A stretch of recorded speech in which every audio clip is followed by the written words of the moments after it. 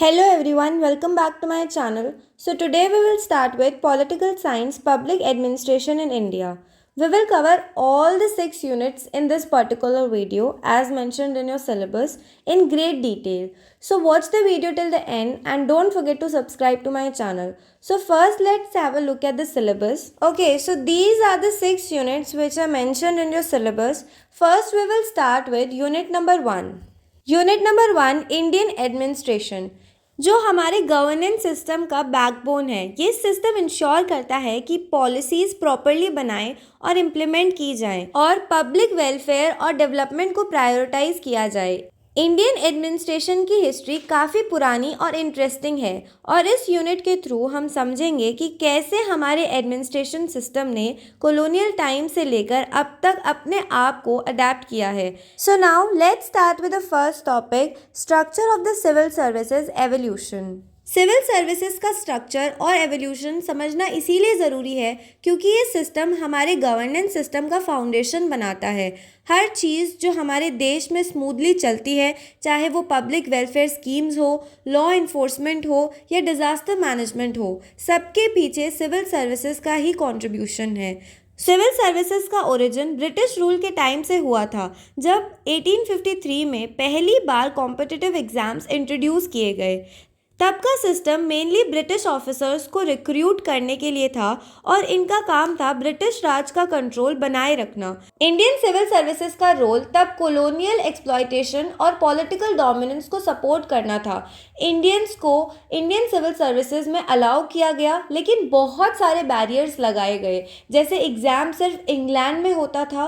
British civil services को steel frame of the empire कहा जाता था क्योंकि ये सिस्टम ब्रिटिशर्स के लिए स्ट्रॉन्ग एडमिनिस्ट्रेटिव फाउंडेशन प्रोवाइड करता था। सो now let's see key features pass from colonial era to today's system.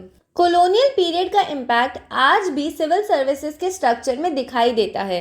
First, hierarchical structure. Britishers ने एक पिरामिडिकल स्ट्रक्चर बनाया था जो आज भी इंडियन सिविल सर्विसेज में फॉलो होता है। स्ट्रक्चर में 3 लेवल्स हैं। First, all India services IAS IPS policy making और नेशनल लेवल एडमिनिस्ट्रेशन के लिए। Second, central services IRS IFS finance, external affairs और इकोनॉमिक पॉलिसीज हैंडल करते हैं। Third, state services ground level पे इम्प्लीमेंटेशन और स्टेट लेवल गवर्नेंस मैनेज करते हैं। Second, centralised power. Decision making British era में सेंट्रलाइज था, आज भी गवर्नेंस काफ़ी सेंट्रलाइज्ड है और टॉप लेवल ऑफिसर्स ज़्यादा पावरफुल होते हैं। Third, rules oriented approach. British administration में स्ट्रिक्ट रूल्स और रेगुलेशंस पे फोकस था, जो आज भी इंडियन सिविल सर्विसेज का एक की फीचर है, लेकिन अब इसका फोकस कंट्रोल से ज़्यादा पब्लिक वेलफेयर और एफिशिएंसी पर है।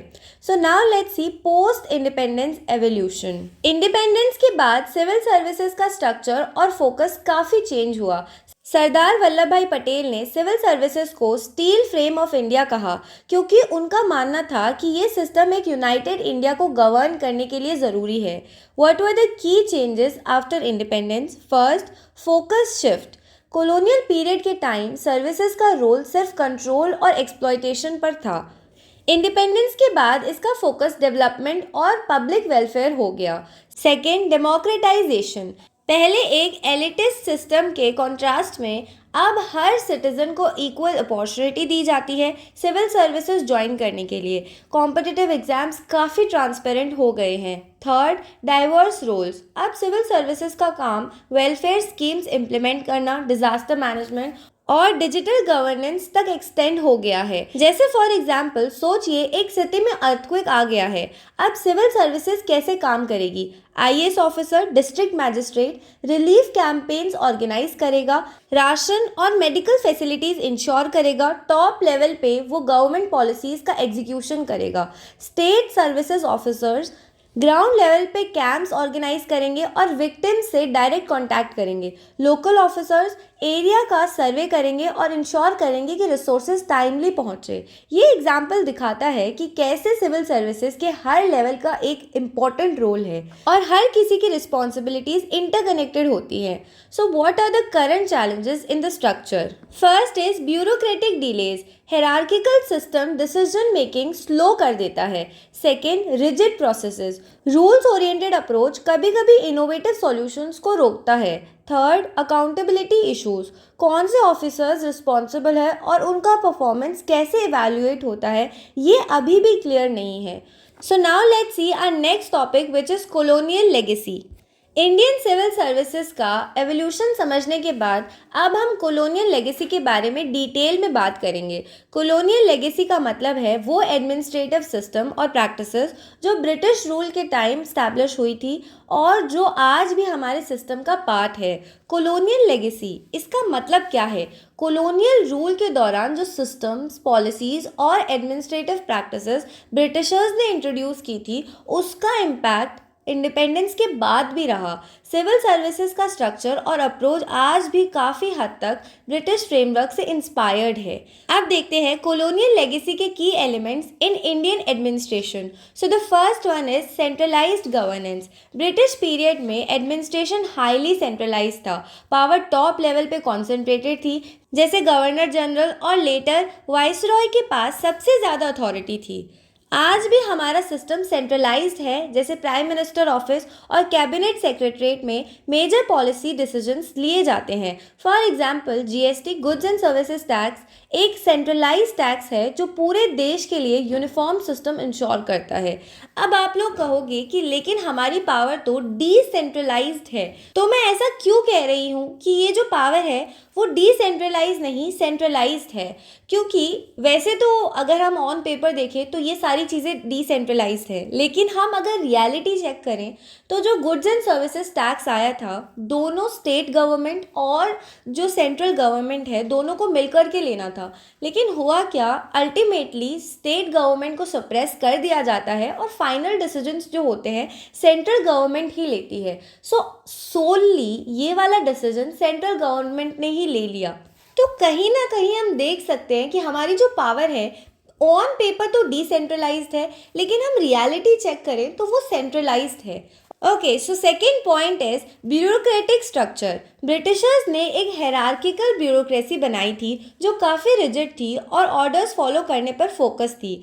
आज भी ब्यूरोक्रेसी में वही हेरार्किकल स्ट्रक्चर और रूल बेस्ड डिसीजन मेकिंग दिखाई देता है। फॉर एग्जांपल आज भी all India services IAS IPS का स्ट्रक्चर कॉलोनियल टाइम्स के इंडियन सिविल सर्विसेज जैसा है। ऑफिसर्स को रूल स्ट्रिक्टली फॉलो करने होते हैं।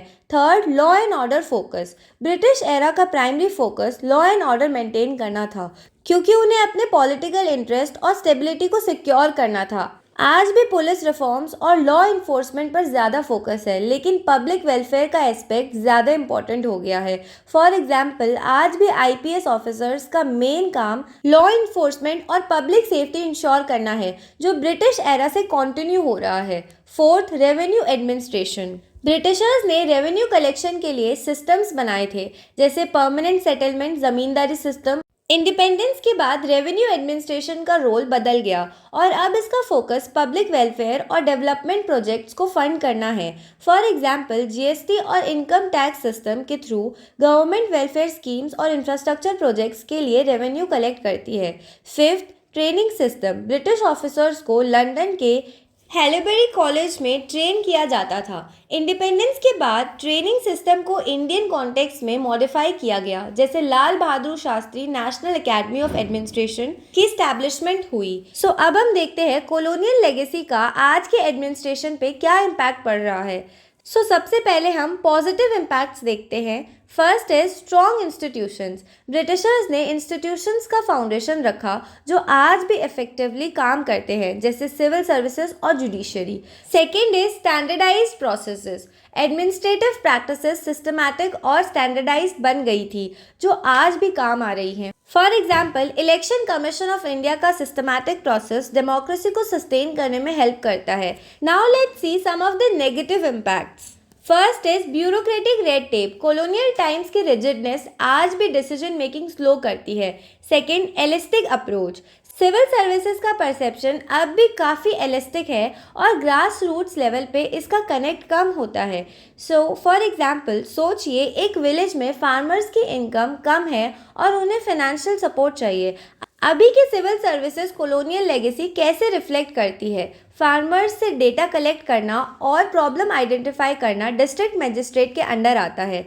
सेंट्रलाइज्ड गवर्नेंस के कारण पॉलिसीज जैसे प्रधानमंत्री किसान योजना इम्प्लीमेंट होती है, जो टॉप लेवल पे डिज़ाइन होती है और विलेज लेवल पे डिलीवर होती है। ये एग्जाम्पल दिखाता है कि कैसे ब्रिटिशर्स का सेंट्रलाइज्ड और हायरार्किकल सिस्टम आज भी काम करता है। So now let's see current challenges of colonial legacy. First is decentralisation की कमी। ग्रास रूट्स लेवल पे पावर ज़्यादा ट्रांसफ़र करना ज़रूरी है, जो अब तक लिमिटेड है। Second, public participation. Colonial system public participation को प्रमोट नहीं करते थे।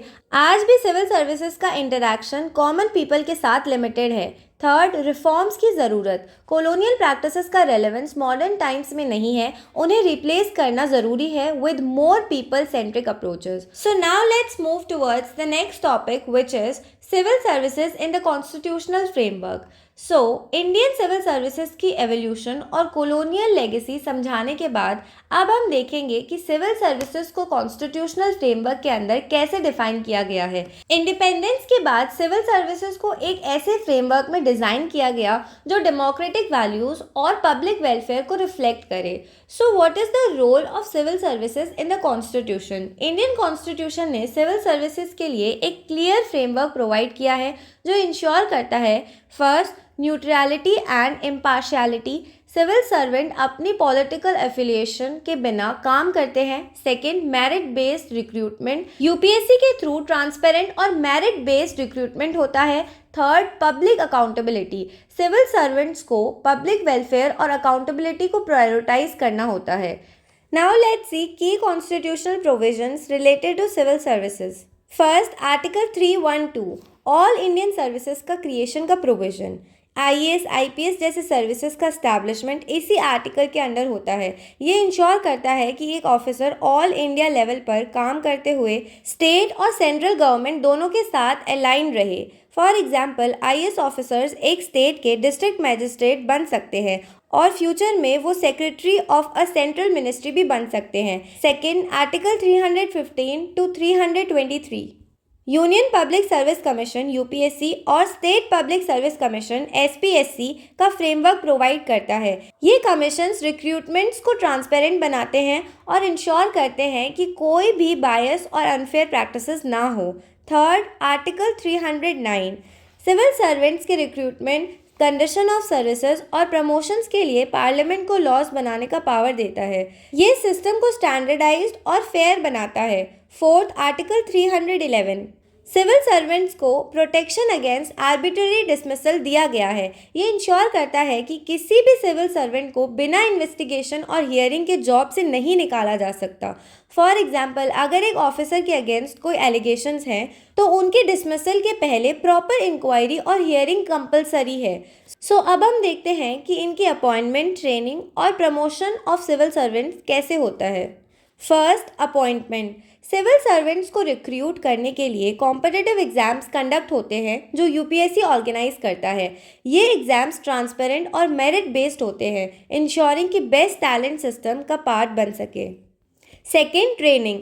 रिक्रूटमेंट के बाद ऑफिसर्स को Lal Bahadur Shastri National Academy of Administration Mussoorie में ट्रेनिंग दी जाती है। ट्रेनिंग में थियोरेटिकल नॉलेज के साथ प्रैक्टिकल एक्सपोजर भी दिया जाता है।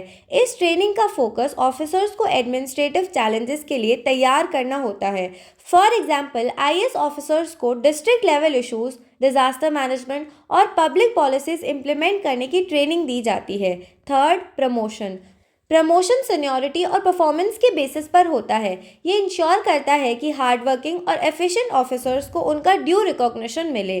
फॉर एग्जांपल, एक आईएएस ऑफिसर जो डिस्ट्रिक्ट मैजिस्ट्रेट के रोल में एफिशिएंट है, वो फ्यूचर में स्टेट और सेंट्रल मिनिस्ट्रीज के हेड बन सकते हैं। So our next topic is prime minister's office and cabinet secretariat, their role. First, prime minister's office PMO. PMO civil servants के लिए एक की अथॉरिटी है। पीएमओ का काम पॉलिसी मेकिंग और इम्प्लीमेंटेशन को मॉनिटर करना होता है। Civil servants prime minister office को डायरेक्टली रिपोर्ट करते हैं, specially for national level policies. For example pandemic के टाइम प्राइम मिनिस्टर्स ऑफिस ने वैक्सीनेशन प्रोग्राम के इम्प्लीमेंटेशन के लिए आईएएस ऑफिसर्स को अपॉइंट किया था। Second, cabinet secretariat. Cabinet secretariat का काम मिनिस्ट्रीज के बीच कोऑर्डिनेशन इस्टेब्लिश करना होता है। ये इंश्योर करता है कि मिनिस्ट्रीज और डिपार्टमेंट्स एफिशिएंटली काम करें और उनमें कोई कॉन्फ्लिक्ट ना हो। जैसे फॉर एग्जांपल सोचिए कि एक देश वाइड वैक्सीनेशन प्रोग्राम लॉन्च हुआ है। पीएमओ ओवरऑल मॉनिटरिंग और हाई लेवल डिसीजंस करेगा। कैबिनेट सेक्रेटरीट मिनिस्ट्रीज के बीच कोऑर्डिनेशन करेगा, जैसे हेल्थ मिनिस्ट्री और ट्रांसपोर्ट मिनिस्ट्री के बीच। ग्राउंड लेवल पे आईएएस और state services officers vaccination camps organise करेंगे और इंश्योर करेंगे कि वैक्सीन हर जगह टाइमली पहुंचे। ये एग्जाम्पल बताता है कि सिविल सर्विसेज और कॉन्स्टिट्यूशन फ्रेमवर्क एक साथ काम करते हैं to achieve national goals. So now let's move to the last topic, which is major initiatives in administrative reforms. Indian administrative को ज़्यादा एफिशिएंट, ट्रांसपेरेंट और अकाउंटेबल बनाने के लिए अलग अलग एडमिनिस्ट्रेटिव रिफॉर्म्स इंट्रोड्यूस किए गए हैं। ये रिफॉर्म सिस्टम की कॉलोनियल रिजिडिटी को तोड़ते हैं और पब्लिक सेंट्रिक गवर्नेंस को प्रमोट करते हैं।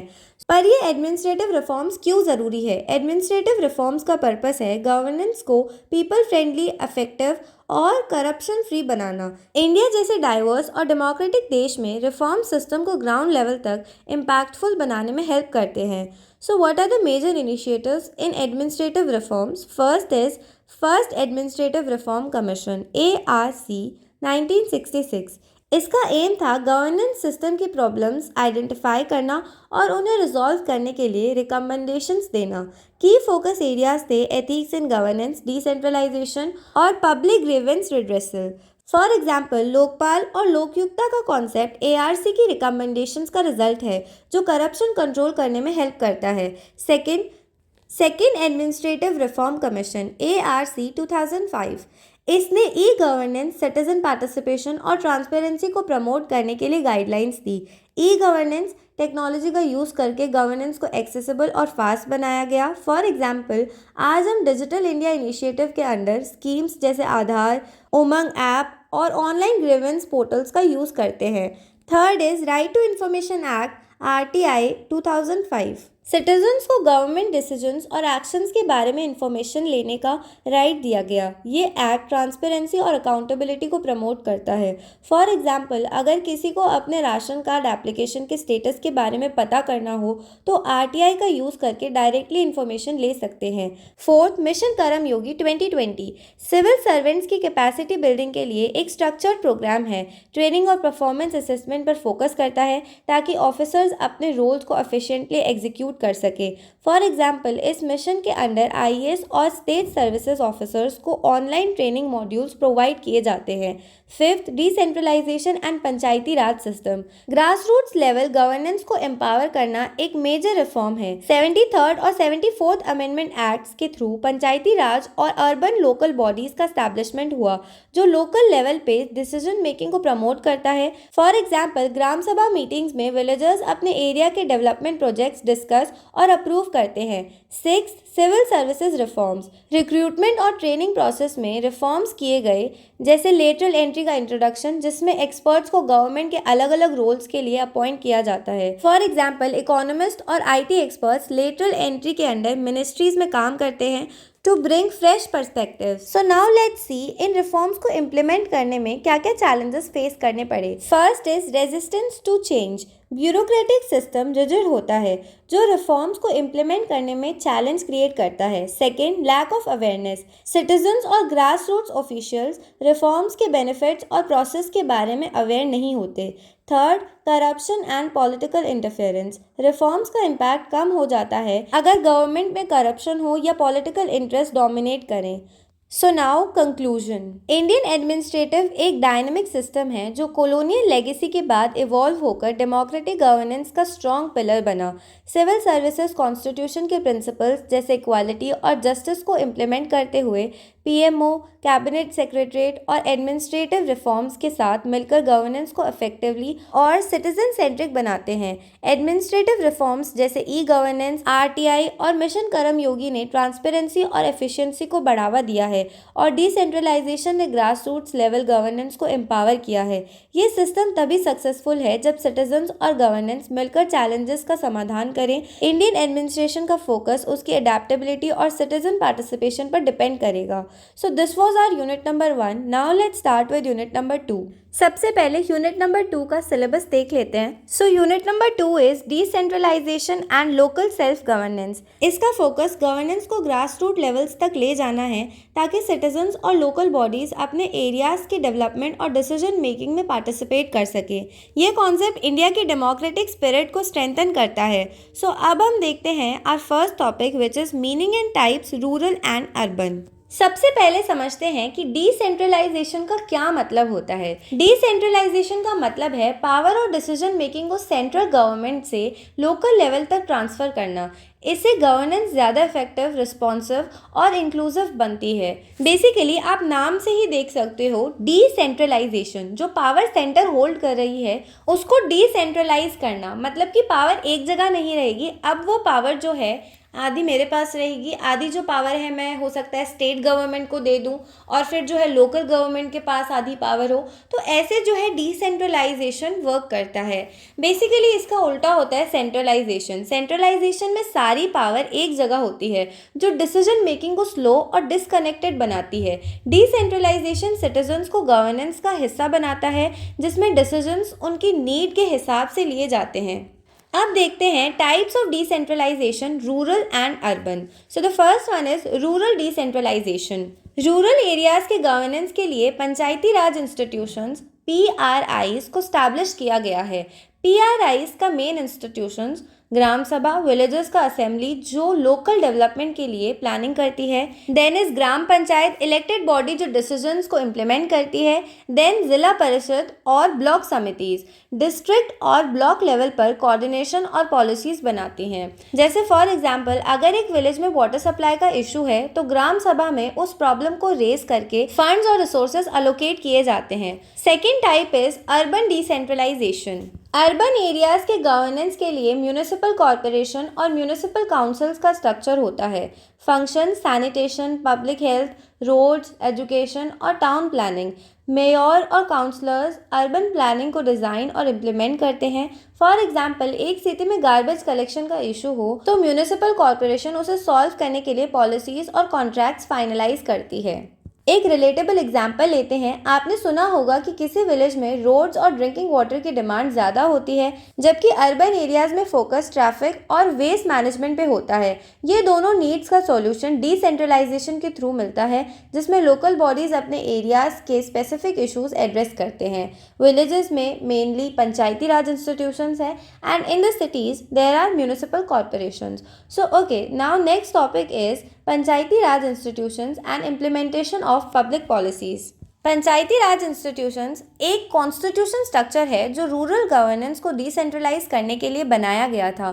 73rd अमेंडमेंट एक्ट के थ्रू रूरल एरियाज में गवर्नेंस को एम्पावर किया गया है। पंचायती राज इंस्टीट्यूशन लोकल डेवलपमेंट को बॉटम अप अप्रोच से हैंडल करते हैं जिसमें लोकल पीपल की नीड्स को सबसे पहले इंपॉर्टेंस दी जाती है। तो अब हम देखते हैं पंचायती राज इंस्टीट्यूशंस का structure. First is Gram panchayat. Local level पर सबसे छोटी यूनिट होती है जो विलेज के डेली फंक्शंस को मैनेज करती है। सेकंड, पंचायत समिति ब्लॉक लेवल पर डिसीजन मेकिंग बॉडी। थर्ड, जिला परिषद डिस्ट्रिक्ट लेवल पर कोऑर्डिनेशन और resource allocation. Now the next is Panchayati Raj institutions and public policy implementation. Panchayati Raj institutions का मेन रोल है पब्लिक पॉलिसीज को इम्प्लीमेंट करना। ये rural development, sanitation, education, health और इंफ्रास्ट्रक्चर जैसे एरियाज में काम करते हैं। फॉर एग्जांपल मान लीजिए एक national rural employment guarantee act MNREGA scheme launch होता है। जिला परिषद और ग्राम पंचायत को फंड्स मिलते हैं और उन्हें कम्युनिटी बेस्ड प्रोजेक्ट्स क्रिएट करने होते हैं। इसमें लोकल फार्मर्स को जॉब अपॉर्चुनिटीज़ मिलती हैं और उनकी बेसिक नीड्स जैसे वाटर और रोड भी इम्प्रूव होती हैं। Second is health policies. Local health clinics को स्टैब्लिश करना और हेल्थ केयर सर्विसेज को एक्सेसिबल बनाना पंचायती राज इंस्टीट्यूशंस का काम है। Next is education policies. Local schools की क्वालिटी इंप्रूव करना, इंफ्रास्ट्रक्चर डेवलप करना और टीचर्स की ट्रेनिंग पंचायती राज इंस्टीट्यूशंस के अंडर आता है। So now let's see panchayati Raj institutions के challenges. First is lack of funds. Panchayati Raj institutions के पास एडिक्वेट फंड्स नहीं होते जो उनके वर्क को रिस्ट्रिक्ट करते हैं। Second, political influence. Local elections में पॉलिटिक्स का इन्फ्लुएंस पंचायती राज इंस्टीट्यूशंस की वर्किंग्स को अफेक्ट करता है। Third, lack of awareness. Local communities को पंचायती राज इंस्टीट्यूशंस के फंक्शंस और स्कीम्स के बारे में अवेयरनेस नहीं होती। फॉर एग्जाम्पल, अगर एक विलेज में ड्रिंकिंग वाटर की प्रॉब्लम है तो ग्राम पंचायत इस इशू को सॉल्व करने के लिए फंड्स अलोकेट करेगी। लोकल कम्युनिटीज को अवेयरनेस प्रोग्राम्स और वर्कशॉप्स के थ्रू इन्वॉल्व किया जाएगा जिसमें पंचायती राज इंस्टीट्यूशंस हेल्प करेंगे।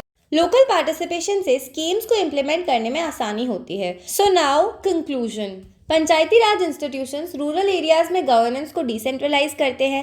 ये ग्राम पंचायत, पंचायत समिति और जिला परिषद के थ्रू लोकल नीड्स को एड्रेस करते हैं। पंचायती राज इंस्टीट्यूशंस लोकल लेवल पर डिसीजंस लेते हैं और कम्युनिटी बेस्ड डेवलपमेंट इंश्योर करते हैं। पंचायती राज इंस्टीट्यूशंस का मेन काम है पब्लिक पॉलिसीज को ग्राउंड लेवल पर इम्प्लीमेंट करना। जैसे मनरेगा स्कीम में लोकल बॉडीज एम्प्लॉयमेंट प्रोवाइड करते हैं और इंफ्रास्ट्रक्चर डेवलप करते हैं। For example, gram panchayat drinking water supply और बेसिक फैसिलिटीज के लिए लोकल पॉलिसीज को इम्प्लीमेंट करती है।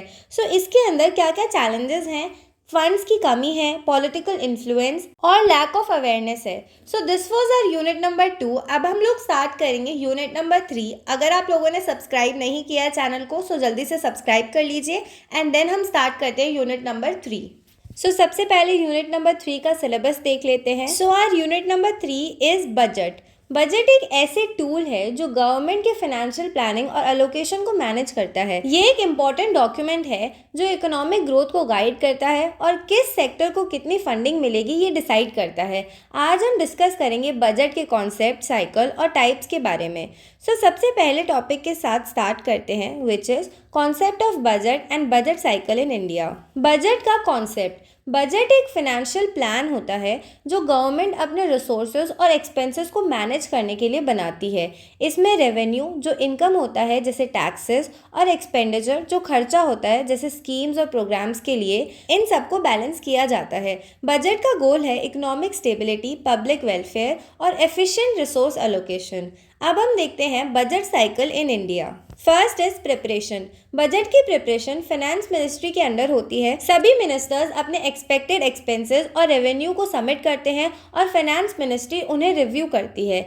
Second, presentation. Budget finance minister Lok Sabha में प्रेजेंट करते हैं, यूजुअली 1 फरवरी को। ये एक फॉर्मल प्रोसेस है जिसमें बजट के ऑब्जेक्टिव्स, रेवेन्यू सोर्सेज और एक्सपेंडिचर को एक्सप्लेन किया जाता है।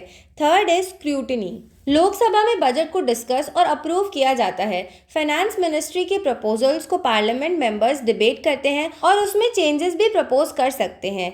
Fourth is implementation. Budget approved होने के बाद गवर्नमेंट फंड्स एलोकेट करती है और इंश्योर करती है कि रिसोर्सेज इफेक्टिवली इम्प्लीमेंट हो रहे हैं। मिनिस्ट्रीज अपने एलोकेटेड बजट को यूज करती है स्कीम्स और प्रोजेक्ट्स के लिए। Then the fifth is audit and review. Budget implementation के बाद CAG बजट को ऑडिट करते हैं। ये इंश्योर करता है कि फंड्स का करेक्ट यूटिलाइजेशन हो रहा है। फॉर एग्जाम्पल, मान लीजिए गवर्नमेंट को हेल्थ सेक्टर के लिए बजट एलोकेट करना है। फर्स्ट, प्रिपरेशन में हेल्थ मिनिस्ट्री अपने एक्सपेक्टेड एक्सपेंसेस बताएगी जैसे न्यू हॉस्पिटल्स बनाने का प्लान। सेकेंड, प्रेजेंटेशन में फाइनेंस मिनिस्ट्री बजट को प्रेजेंट करेंगे और बताएंगे कि हेल्थ सेक्टर को कितनी फंडिंग मिलेगी। थर्ड, स्क्रूटिनी में पार्लियामेंट मेंबर्स डिस्कस करेंगे कि फंड्स की एलोकेशन सही है या नहीं। फोर्थ, इम्प्लीमेंटेशन में गवर्नमेंट हॉस्पिटल्स बनाएगी और फंडिंग को एक्चुअल प्रोजेक्ट पे लगाएगी। फिफ्थ, ऑडिट के बाद CAG इंश्योर करेगा कि फंड्स करेक्टली यूज हुए हैं। Now the next topic is types of budget. First type is line budget. Line budget एक ट्रेडिशनल और सिंपलेस्ट टाइप ऑफ बजट होता है। इसमें इनकम और एक्सपेंडिचर को डिफरेंट हेडलाइंस में डिवाइड किया जाता है।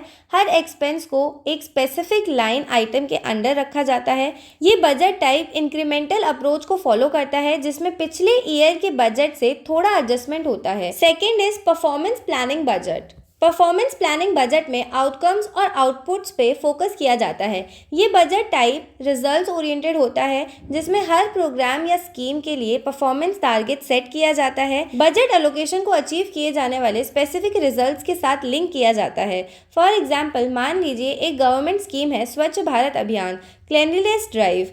इस बजट में नॉट जस्ट फंडिंग अलोकेट होती है, बट उस स्कीम के टारगेट्स भी डिफाइन होते हैं, जैसे कितनी टॉयलेट्स बनानी है, कितने अवेयरनेस कैंपेन्स करनी है, etcetera. Third is zero based budget. Zero based budgeting एक यूनिक अप्रोच है जिसमें हर साल जीरो से स्टार्टिंग किया जाता है। पिछले ईयर के बजट को इग्नोर करके हर डिपार्टमेंट को अपने एक्सपेंसेस को जस्टिफाई करना पड़ता है। इसमें हर आइटम को नीड बेस्ड एवेल्युएशन किया जाता है और बजट एलोकेशन की जस्टिफिकेशन के बेसिस पर किया जाता है। फॉर एग्जाम्पल, अगर एक डिपार्टमेंट को प्रीवियस ईयर में 5 करोड़ रुपये दिए गए थे, तो इस ईयर उन्हें अपने एक्सपेंसेस को री एवेल्युएट करना पड़ेगा। जैसे अगर उन्होंने कुछ चीज़ें इनइफेक्टिव या अननेसेसरी पाई, तो उनकी फंडिंग कट की जाती है। So now our next topic is budget making role of the finance ministry. Finance ministry का रोल बजट मेकिंग प्रोसेस में बहुत इंपॉर्टेंट होता है, क्योंकि ये इकोनॉमिक प्लानिंग और फाइनेंशियल मैनेजमेंट को हैंडल करता है। इस मिनिस्ट्री का मेन काम है गवर्नमेंट का फाइनेंशियल हेल्थ को मेंटेन करना और इंश्योर करना कि रिसोर्सेज का सही इस्तेमाल हो। So what are the key functions of the Finance Ministry in budget making? First is budget preparation. Finance Ministry सभी ministries के budgetary proposals को review करती है। ये ensure करती है कि expenditure realistic हो और revenue targets achievable हो। Ministry central government के overall financial health को देखती है। फॉर एग्जाम्पल, मान लीजिए हेल्थ मिनिस्ट्री ने एक प्रपोजल दिया है 100 करोड़ का बजट फॉर हॉस्पिटल एक्सपेंशन, तो फाइनेंस मिनिस्ट्री उस प्रपोजल को इवैल्यूएट करेगी और डिसाइड करेगी कि ये रियलिस्टिक है या नहीं और कहाँ से पैसे आएंगे। Second, revenue collection. Finance ministry tax policies और रेवेन्यू जनरेशन स्ट्रैटेजीज को डिज़ाइन करती है, जैसे GST, income tax rates etcetera. ये इंश्योर करना है कि गवर्नमेंट के पास सफिशिएंट फंड्स हो। बजट को बैलेंस करना उसका पार्ट होता है। Third, resource allocation. Finance ministry को इंश्योर करना पड़ता है कि रिसोर्सेज को प्रायोरिटी सेक्टर्स में एलोकेट किया जाए। यहाँ से डिसीजन होता है कि किस सेक्टर को कितना फंड मिलेगा, जैसे defence, education, health care etcetera. Fourth, policy decisions. Finance ministry के थ्रू पॉलिसी रिफॉर्म्स और इकोनॉमिक स्ट्रैटेजीज सेट होती हैं जो बजट को शेप करती हैं। ये पॉलिसीज गवर्नमेंट के लॉन्ग टर्म ऑब्जेक्टिव्स को अचीव करने में मदद करती है। Fifth, approval and presentation. Finance ministry budget को कैबिनेट के सामने रखती है, जहां पर फाइनल अप्रूवल होता है। जब बजट अप्रूव हो जाता है तब फाइनेंस मिनिस्टर लोकसभा में उसे प्रेजेंट करते हैं।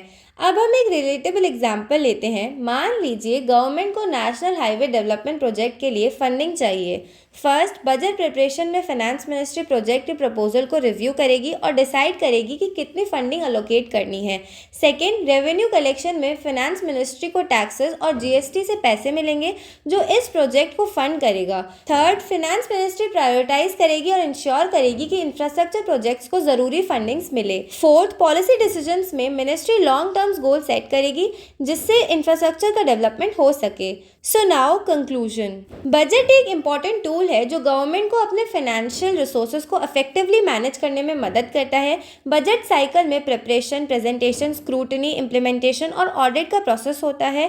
What are the types of budget? First is line budget, simple और इंक्रीमेंटल अप्रोच फॉलो करता है। Second, performance planning budget, outcomes और रिजल्ट्स को फोकस करता है।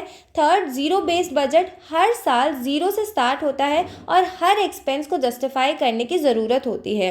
फाइनेंस मिनिस्ट्री का role budget preparation, revenue collection, revenue allocation और पॉलिसी डिसीजंस में क्रूशियल होता है। ये इंश्योर करता है कि गवर्नमेंट के फाइनेंशियल रिसोर्सेज प्रॉपर्ली मैनेज हो और एलोकेटेड फंड्स इफेक्टिवली स्कीम्स के लिए यूज हों। इस तरह से बजट मेकिंग एक स्ट्रक्चर्ड प्रोसेस है जो कंट्री के इकोनॉमिक गोल्स को अचीव करने में मदद करता है। So this was our unit number 3। I hope आपको तीनों यूनिट्स अच्छे से समझ में आ रही होंगी। अब हम स्टार्ट करते हैं unit number 4। So our unit number 4 is Technology and Public Administration in India. आजकल टेक्नोलॉजी का रोल हर फील्ड में बढ़ता जा रहा है और पब्लिक एडमिनिस्ट्रेशन भी इससे अलग नहीं है। ई गवर्नेंस का कॉन्सेप्ट इंडिया में पब्लिक एडमिनिस्ट्रेशन को और इफेक्टिव बनाने के लिए यूज़ हो रहा है। इसका मेन गोल है गवर्नमेंट सर्विसेज को डिजिटल प्लेटफॉर्म्स पर ले आना ताकि पब्लिक को सर्विसेज फास्टर और ट्रांसपेरेंट तरीके से मिल सके। आज हम डिस्कस करेंगे ई गवर्नेंस के जर्नी के बारे में और डिजिटल इंडिया मिशन के केस स्टडी को समझेंगे। So let's start with the first topic, e governance, the journey of e governance in India. E governance का कॉन्सेप्ट। ई गवर्नेंस का मतलब है गवर्नमेंट सर्विसेज और फंक्शंस को डिजिटल प्लेटफॉर्म्स पर इम्प्लीमेंट करना ताकि सिटीजन्स इजीली एक्सेस कर सकें। इसमें गवर्नमेंट प्रोसेसेस को डिजिटलाइज किया जाता है ताकि पेपर वर्क और ब्यूरोक्रेटिक डिलेज कम हो सके और पब्लिक को ट्रांसपेरेंट और अकाउंटेबल सर्विसेज मिल सके। सो अब हम देखते हैं ई गवर्नेंस की journey in India. Initial phase 1990s में इंटरनेट और कंप्यूटर टेक्नोलॉजी का यूज़ इंक्रीज होने लगा और गवर्नमेंट ने नेशनल इंफॉर्मेटिक्स सेंटर को स्टैब्लिश किया जिसका मेन एम था इंफॉर्मेशन टेक्नोलॉजी को गवर्नमेंट सर्विसेज में इम्प्लीमेंट करना।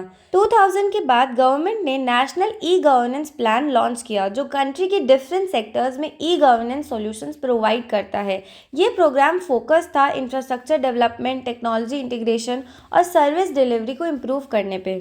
उसके बाद 2014 में डिजिटल इंडिया इनिशिएटिव लॉन्च किया गया जो ई गवर्नेंस को नेक्स्ट लेवल पर ले गया। इसके अंडर गवर्नमेंट ने डिजिटल सर्विसेज को रूरल एरियाज तक भी एक्सटेंड किया। इस फेज में internet connectivity, mobile based services और क्लाउड टेक्नोलॉजी का यूज़ काफ़ी बढ़ गया। जैसे अगर आप आधार कार्ड का एग्जाम्पल लें तो इनिशियली आपको अपने डॉक्यूमेंट सबमिट करने पड़ते थे और वेरिफिकेशन काफ़ी टाइम लेता था। अब आधार को डिजिटल प्लेटफॉर्म पर कन्वर्ट कर दिया गया है जिसमें आप ऑनलाइन वेरिफिकेशन कर सकते हैं और बेनिफिट्स का डायरेक्ट ट्रांसफ़र आपके अकाउंट में होता है। Now the next topic is models of e governance, case study of digital India mission. Digital India एक फ्लैगशिप प्रोग्राम है जो गवर्नमेंट ने 2015 में लॉन्च किया था। इसका मेन एम है इंडिया को डिजिटली एम्पावर्ड सोसाइटी और नॉलेज इकोनॉमी में ट्रांसफॉर्म करना। इस मिशन का focus digital infrastructure, digital services और डिजिटल लिटरेसी पे है। इसमें सिटीजन सर्विसेज को ऑनलाइन और एक्सेसिबल बनाने की पूरी स्ट्रैटेजी है। Models of e governance under digital India. First, digital infrastructure as a utility to every citizen.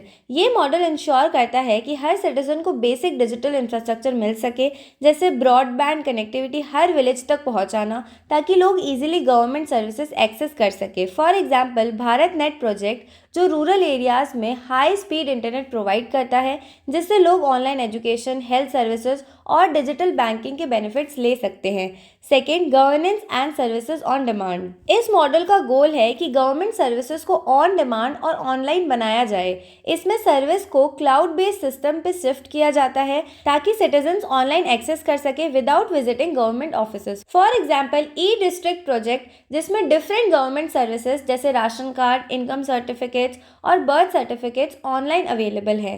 Third, digital empowerment of citizens. ये मॉडल इंश्योर करता है कि सिटीजन्स को डिजिटल लिटरेसी मिले और वो टेक्नोलॉजी का सही तरीके से यूज़ कर सके। डिजिटल इंडिया के अंडर ट्रेनिंग प्रोग्राम्स और वर्कशॉप्स भी कंडक्ट किए जा रहे हैं जिससे लोग अपने मोबाइल फोन्स और कंप्यूटर्स का यूज़ सीख सके। फॉर एग्जाम्पल, प्रधानमंत्री ग्रामीण डिजिटल साक्षरता अभियान एक इनिशिएटिव है जिसमें रूरल एरियाज़ के लोगों को डिजिटल स्किल्स सिखाई जा रही हैं। फॉर एग्जाम्पल, मान लीजिए एक फार्मर को अपने क्रॉप्स के लिए इंश्योरेंस क्लेम करना है।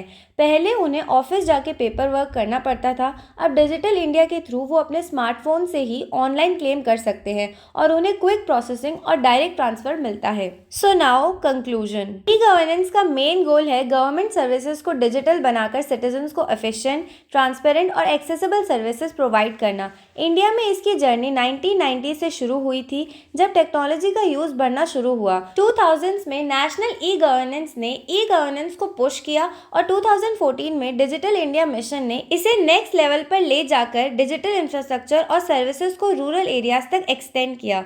डिजिटल इंडिया के अंडर गवर्नमेंट ने ऑनलाइन सर्विसेज, ब्रॉडबैंड कनेक्टिविटी और डिजिटल लिटरेसी पे फोकस किया। भारत नेट, ई डिस्ट्रिक्ट जैसे प्रोजेक्ट्स ने सिटीजन्स को इजी एक्सेस और डिजिटल एम्पावरमेंट दिया। इस मिशन ने गवर्नेंस को फास्टर और ट्रांसपेरेंट बनाया जिससे पब्लिक सर्विसेज का डिलीवरी सिस्टम सुधर गया। So this was our unit number 4। Now we will start with unit number 5।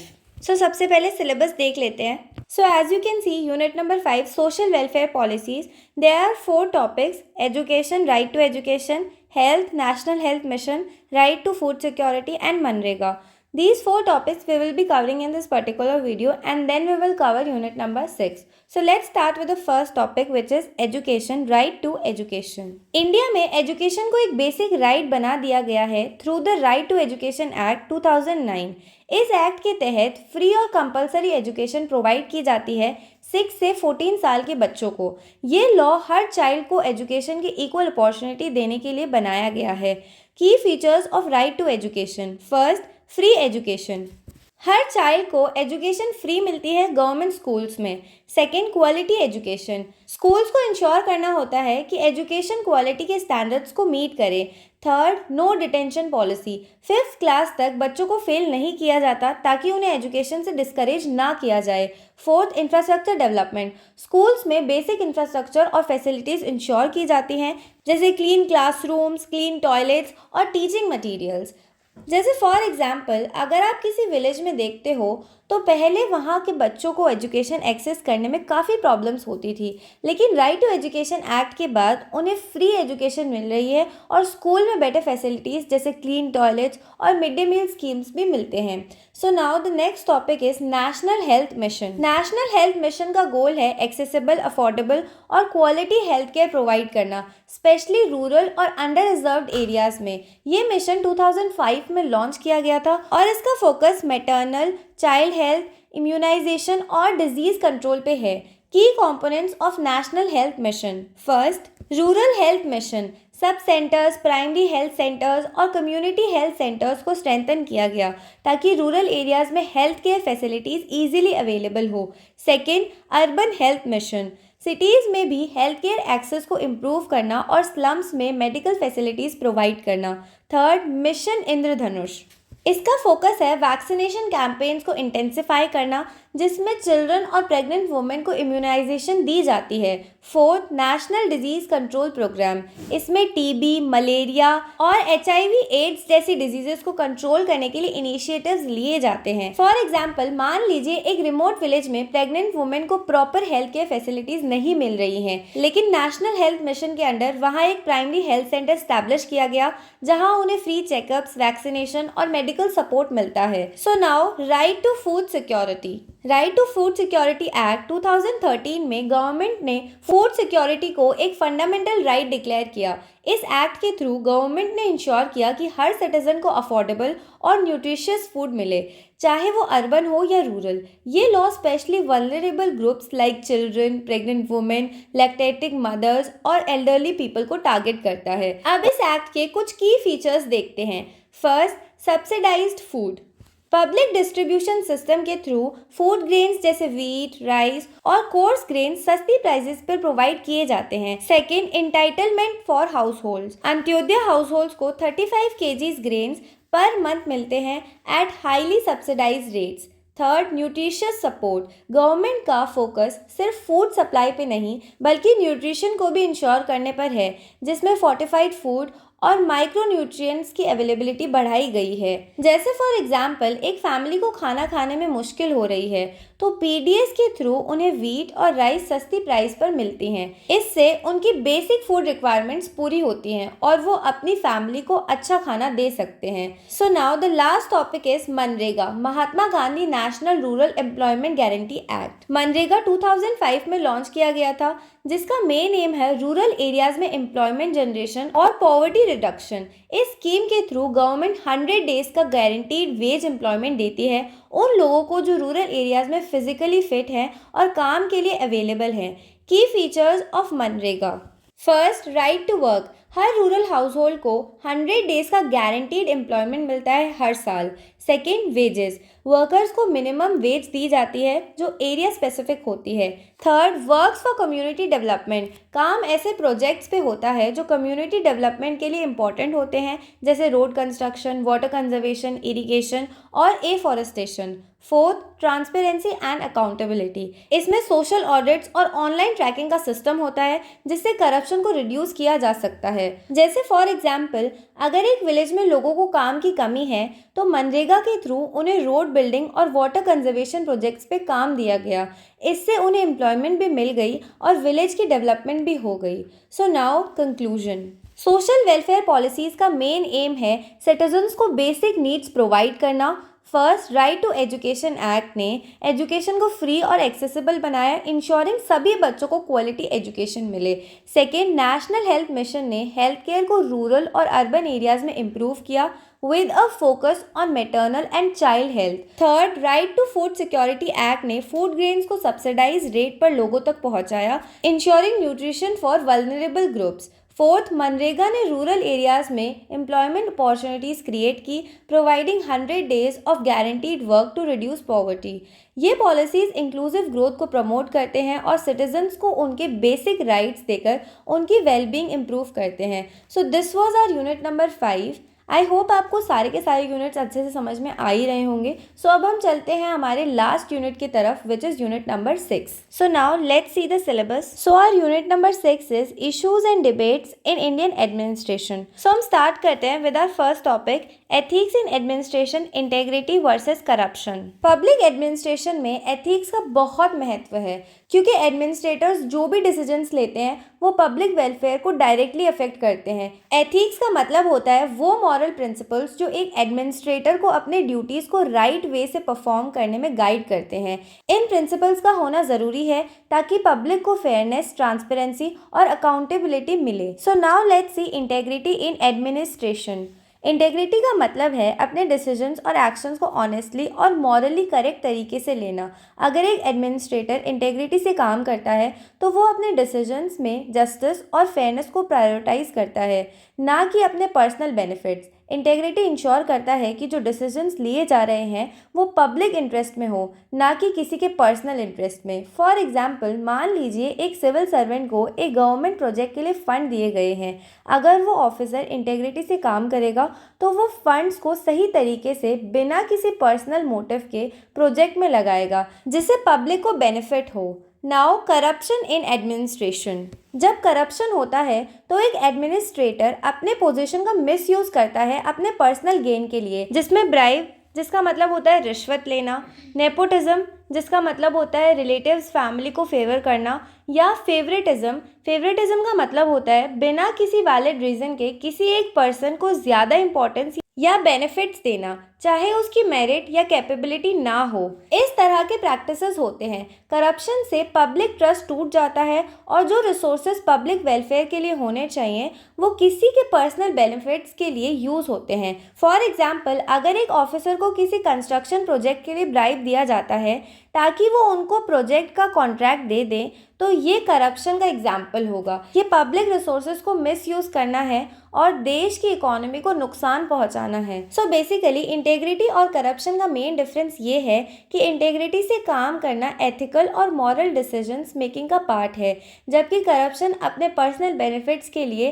Unethical decisions लेने का प्रोसेस है। इंटेग्रिटी से हम एक स्ट्रॉन्ग, ट्रांसपेरेंट और फेयर एडमिनिस्ट्रेशन को इंश्योर करते हैं, जबकि corruption inefficiency, misuse of power और पब्लिक डिस्ट्रक्ट को बढ़ाता है।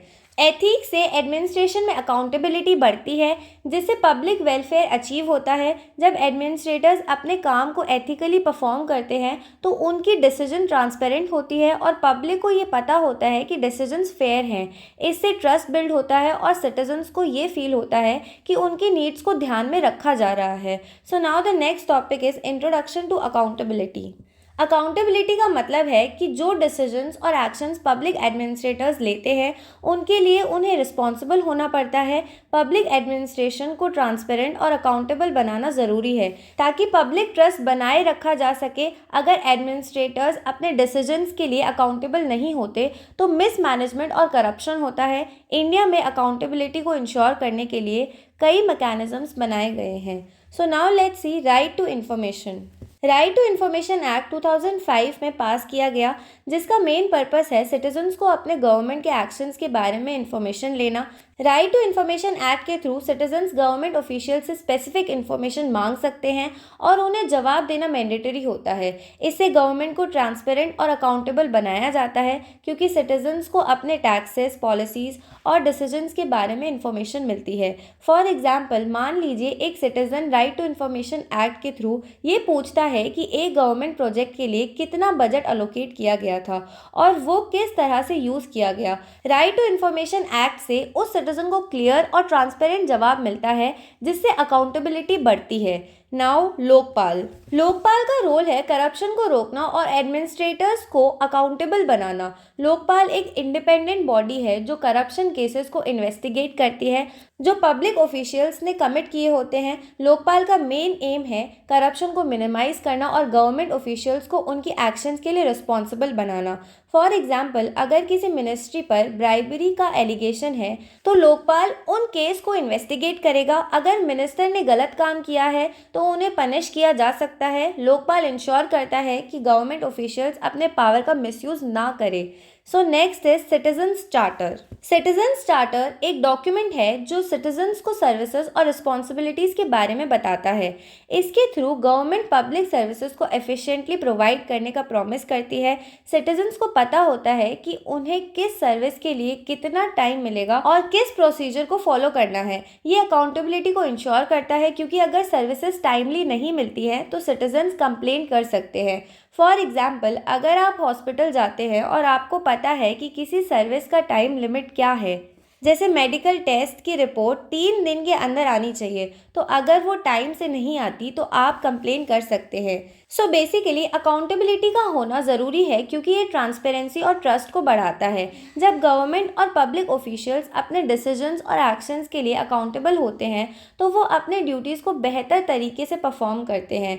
राइट टू इन्फॉर्मेशन, लोकपाल और सिटीजन्स चार्टर जैसे मैकेनिज्म से सिटीजन्स की पार्टिसिपेशन बढ़ती है और उन्हें अपने राइट्स का पता चलता है। इससे करप्शन को कंट्रोल किया जा सकता है और पब्लिक वेलफेयर को इंश्योर किया जा सकता है। Now the next topic is relationship between political executive and permanent executive. Indian administration में 2 तरह के एग्जीक्यूटिव्स होते हैं, पॉलिटिकल एग्जीक्यूटिव और परमानेंट एग्जीक्यूटिव। पॉलिटिकल एग्जीक्यूटिव वो होता है जो इलेक्टेड होता है, जैसे प्राइम मिनिस्टर, मिनिस्टर्स और members of parliament. Permanent executive वो है जो अपॉइंटेड होते हैं, जैसे सिविल सर्वेंट्स, ब्यूरोक्रेट्स और गवर्नमेंट ऑफिशियल्स। दोनों का अपना रोल है और उनका रिलेशन कोऑपरेटिव और कॉम्प्लीमेंट्री होना चाहिए ताकि एडमिनिस्ट्रेशन स्मूथली चल सके। सो अब हम देखते हैं पॉलिटिकल एग्जीक्यूटिव। पॉलिटिकल एग्जीक्यूटिव वो लोग होते हैं जो डेमोक्रेटिकली इलेक्टेड होते हैं। उनका मेन रोल है पॉलिसी मेकिंग, डिसीजंस लेने और लेजिस्लेशन पास करना। ये लोग पीपल्स रिप्रेजेंटेटिव्स होते हैं और उनका काम होता है कि वो पब्लिक की नीड्स को ध्यान में रखते हुए डिसीजंस ले। फॉर एग्जाम्पल, प्राइम मिनिस्टर और मिनिस्टर्स को इलेक्शंस के थ्रू चूज़ किया जाता है। अगर एक न्यू पॉलिसी बनानी है तो वो मिनिस्टर्स का काम होता है उस पॉलिसी का फ्रेमवर्क बनाना और इम्प्लीमेंट करना। अब देखते हैं परमानेंट एग्जीक्यूटिव। परमानेंट एग्जीक्यूटिव का रोल है पॉलिसी इम्प्लीमेंटेशन और एडमिनिस्ट्रेटिव ड्यूटीज़ को एफिशिएंटली एग्जीक्यूट करना। ये लोग अपॉइंटेड होते हैं और इनका टेन्योर लॉन्ग टर्म होता है। सिविल सर्वेंट्स को इलेक्शंस नहीं जीतने पड़ते बल्कि उन्हें एग्जाम्स और इंटरव्यूज़ के थ्रू सिलेक्ट किया जाता है। इनका मेन काम है जो पॉलिटिकल एग्जीक्यूटिव ने डिसीजंस लिए हैं उन्हें इम्प्लीमेंट करना। फॉर एग्जाम्पल, अगर एक मिनिस्टर एजुकेशन रिफॉर्म का डिसीजन लेता है तो परमानेंट एग्जीक्यूटिव जो कि एजुकेशन सेक्रेटरी होते हैं उन डिसीजंस को ग्राउंड लेवल तक इम्प्लीमेंट करते हैं। वो इंश्योर करते हैं कि रिफॉर्म स्कूल्स में सक्सेसफुली इम्प्लीमेंट हो। सो बेसिकली पॉलिटिकल और परमानेंट एग्जीक्यूटिव का रिलेशनशिप इंटरडिपेंडेंट और म्यूचुअली कंटेम्प्रेरी होता है। पॉलिटिकल एग्जीक्यूटिव डिसीजंस और पॉलिटिक्स बनाते हैं और परमानेंट एग्जीक्यूटिव उन डिसीजंस को इम्प्लीमेंट करते हैं। ये एक टीम वर्क जैसे काम करता है जिसमें दोनों को अपने अपने रोल्स को समझना पड़ता है। So now let's C challenges in the relationship. कभी कभी पॉलिटिकल एग्जीक्यूटिव और परमानेंट एग्जीक्यूटिव के बीच कॉन्फ्लिक्ट्स हो सकते हैं। पॉलिटिकल एग्जीक्यूटिव डिसीजंस लेना चाहते हैं लेकिन परमानेंट एग्जीक्यूटिव्स को लगता है वो डिसीजन रियलिस्टिकली इम्प्लीमेंट नहीं हो सकते। इसके अलावा पॉलिटिकल इंटरफेरेंस भी परमानेंट एग्जीक्यूटिव की फंक्शनिंग को अफेक्ट करता है। अगर पॉलिटिकल एग्जीक्यूटिव सिविल सर्वेंट्स को अपने पर्सनल इंटरेस्ट के लिए मैनिपुलेट करता है तो ये एडमिनिस्ट्रेशन के लिए नेगेटिव हो सकता है। जैसे फॉर एग्जाम्पल, अगर पॉलिटिकल एग्जीक्यूटिव को लगता है कि एक सर्टेन एरिया में इलेक्शन प्रोमिसेस को फुलफिल करने के लिए बजट इंक्रीज करना है, लेकिन परमानेंट एग्जीक्यूटिव को लगता है कि ये अनरियलिस्टिक होगा और बजट डिस्ट्रीब्यूशन को डिस्टर्ब करेगा, तो ये दोनों के बीच डिफरेंस ऑफ ओपिनियन हो सकता है। Significance of cooperation between both executives. अगर पॉलिटिकल और परमानेंट एग्जीक्यूटिव्स एक दूसरे के साथ कोलैबोरेट करते हैं तो एडमिनिस्ट्रेशन और गवर्नेंस का प्रोसेस काफ़ी स्मूथ और इफेक्टिव हो सकता है। जब दोनों अपने रोल्स को समझाकर काम करते हैं तो वो पब्लिक वेलफेयर को अचीव करने में सक्सेसफुल होते हैं। So now let's see our next topic which is generalist and specialist. Public administration में जर्नलिस्ट और स्पेशलिस्ट दो इम्पॉर्टेंट कैटेगरीज होती हैं। जर्नलिस्ट वो होते हैं जो ब्रॉड एडमिनिस्ट्रेटिव फंक्शन को हैंडल करते हैं, जबकि स्पेशलिस्ट वो होते हैं जो स्पेसिफिक एरियाज में एक्सपर्टाइज रखते हैं। दोनों का अपना रोल है और उनके इफेक्टिव कॉम्बिनेशन से ही एडमिनिस्ट्रेशन को इफेक्टिवली चलाया जा सकता है। So now let's C journalist. Journalist उन लोगों को कहा जाता है जो एडमिनिस्ट्रेटिव फंक्शन काफ़ी वाइड रेंज में हैंडल करते हैं। इनका काम पॉलिसी इम्प्लीमेंटेशन, एडमिनिस्ट्रेटिव डिसीजंस और पब्लिक एडमिनिस्ट्रेशन के ओवरऑल फंक्शनिंग को देखना होता है। ये लोग ब्यूरोक्रेसी में एंटर करते हैं और वेरियस फील्ड्स में अपने एक्सपीरियंसेस को ब्रॉडन करते हैं। For example, a journalist officer को एक डिस्ट्रिक्ट का कलेक्टर बनाया जा सकता है। उनका काम एजुकेशन, हेल्थ, इंफ्रास्ट्रक्चर और लॉ एंड ऑर्डर के फंक्शंस को मैनेज करना होता है। उन्हें किसी भी स्पेसिफिक सब्जेक्ट में डीप नॉलेज नहीं चाहिए, लेकिन उन्हें एडमिनिस्ट्रेटिव स्किल्स और डिसीजन मेकिंग स्किल्स की ज़रूरत होती है। सो नाउ स्पेशलिस्ट वो होते हैं जो किसी पर्टिकुलर फील्ड में डीपली ट्रेंड होते हैं। इनका फोकस एक स्पेसिफिक एरिया पर होता है, जैसे फाइनेंस, इंजीनियरिंग, मेडिसिन एक्सेट्रा। इनको उसके एरिया में इन डेप्थ नॉलेज होती है और ये स्पेसिफिक टास्क को एफिशिएंटली हैंडल करते हैं। For example, a specialist officer को फाइनेंस मिनिस्ट्री में फाइनेंशियल मैनेजमेंट का काम दिया जा सकता है। इसके लिए उन्हें फाइनेंस और इकोनॉमिक्स की डिटेल अंडरस्टैंडिंग होनी चाहिए और वो स्पेशली बजटिंग और फाइनेंशियल पॉलिसीज़ को हैंडल करते हैं। So basically difference between journalist and specialist. Journalist को ब्रॉड एडमिनिस्ट्रेटिव नॉलेज होती है और वो किसी भी एरिया में क्विक डिसीजंस लेते हैं। उन्हें लीडरशिप और मैनेजमेंट स्किल्स पर फोकस करना पड़ता है। स्पेशलिस्ट को स्पेसिफिक सब्जेक्ट में डिटेल नॉलेज होती है और वो अपने एरिया में एक्सपर्ट एडवाइस देते हैं।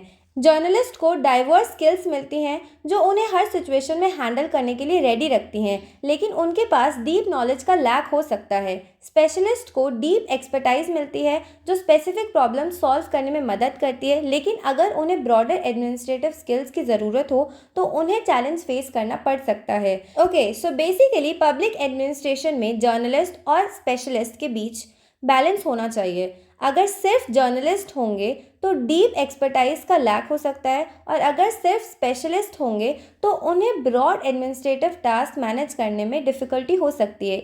इसीलिए दोनों का कॉम्बिनेशन ज़रूरी है ताकि इफेक्टिवली गवर्नेंस हो सके। Now our last topic is gender sensitivity and gender participation. Public administration में जेंडर सेंसिटिविटी और जेंडर पार्टिसिपेशन का कॉन्सेप्ट काफ़ी इंपॉर्टेंट है, स्पेशली जब हम इंक्लूसिव गवर्नेंस और इक्वालिटी की बात करें। जेंडर सेंसिटिविटी का मतलब है अवेयरनेस और अंडरस्टैंडिंग ऑफ जेंडर इश्यूज, और जेंडर पार्टिसिपेशन का मतलब है कि वुमेन और मेन दोनों को इक्वल अपॉर्चुनिटी मिलती है डिसीजन मेकिंग प्रोसेसेस में। पब्लिक एडमिनिस्ट्रेशन का मेन एम होना चाहिए कि जेंडर इक्वालिटी को प्रमोट किया जाए और हर इंडिविजुअल को अपनी पोटेंशियल के हिसाब से कंट्रीब्यूट करने का मौका मिले। सो सबसे पहले हम डिस्कस करते हैं जेंडर सेंसिटिविटी।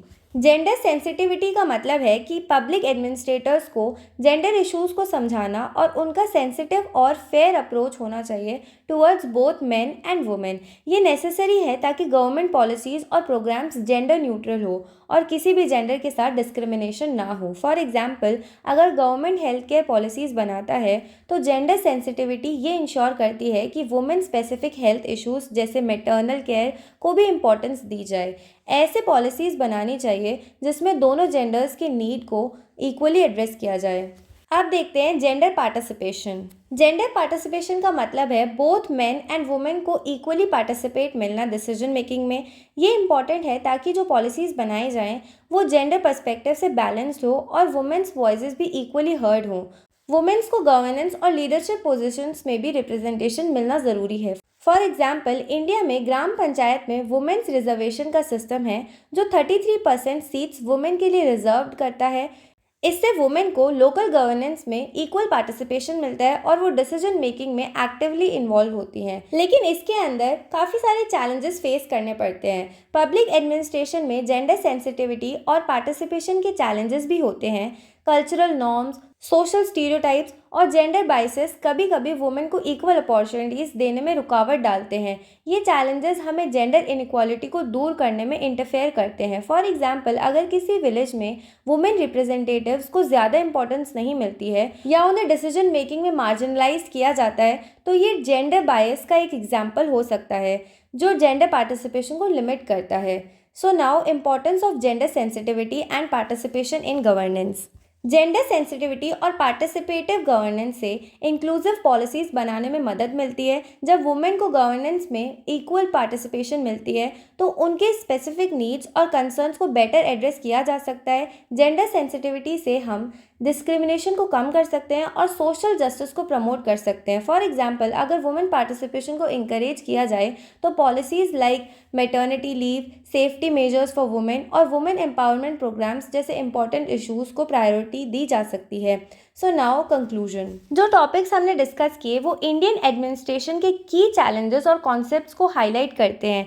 एथिक्स और इंटेग्रिटी ज़रूरी है करप्शन को कम करने और ट्रांसपेरेंसी प्रमोट करने के लिए। अकाउंटेबिलिटी मैकेनिज्म जैसे राइट टू इन्फॉर्मेशन, लोकपाल और सिटीजन्स चार्टर सिटीजन्स को एम्पावर करते हैं और गवर्नमेंट की रिस्पॉन्सिबिलिटी इंश्योर करते हैं। पॉलिटिकल और परमानेंट एग्जीक्यूटिव्स के बीच का रिलेशनशिप इफेक्टिव गवर्नेंस के लिए क्रूशियल है। जर्नलिस्ट और स्पेशलिस्ट अपने कॉम्प्लीमेंट्री स्किल से एडमिनिस्ट्रेशन में एफिशिएंसी लाते हैं। लास्टली, जेंडर सेंसिटिविटी और पार्टिसिपेशन प्रमोट करना इंक्लूसिव गवर्नेंस और जेंडर इक्वलिटी के लिए ज़रूरी है जो फेयरर पॉलिसीज़ को कंट्रीब्यूट करता है। इन इश्यूज़ को एड्रेस करके इंडियन एडमिनिस्ट्रेशन एक ट्रांसपेरेंट, अकाउंटेबल और इंक्लूसिव सिस्टम की तरफ मूव कर सकता है।